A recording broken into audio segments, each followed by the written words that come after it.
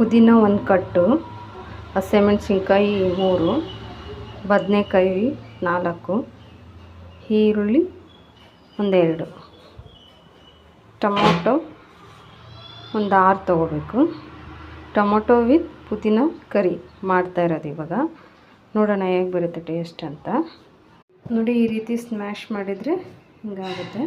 Smash ಮಾಡಿದರೆ ಒಳ್ಳೆ taste ಬರುತ್ತೆ, ಒಳ್ಳೆ ಗಮ್ ಅಂತ ಸ್ಮೆಲ್ ಒಳ್ಳೆ ತುಂಬ ಚೆನ್ನಾಗಿ ಬರುತ್ತೆ.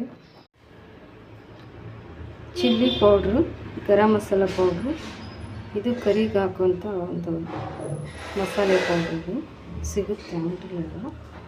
ಇದಿಷ್ಟನ್ನು ಒಗ್ಗರಣೆ ಹಾಕಬೇಕಾದ್ರೆ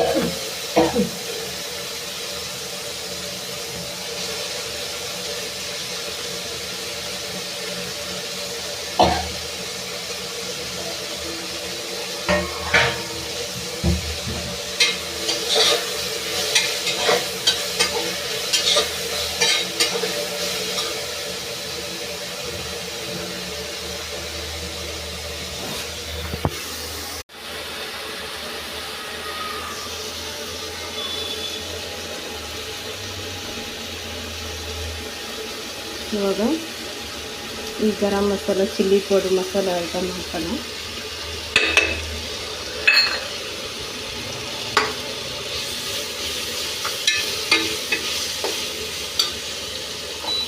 ಸಿಮ್ಮಲ್ಲಿ ಬೇಯಿಸ್ಬೇಕು, ಸ್ಲೋ ಫ್ಲೇಮಲ್ಲಿ.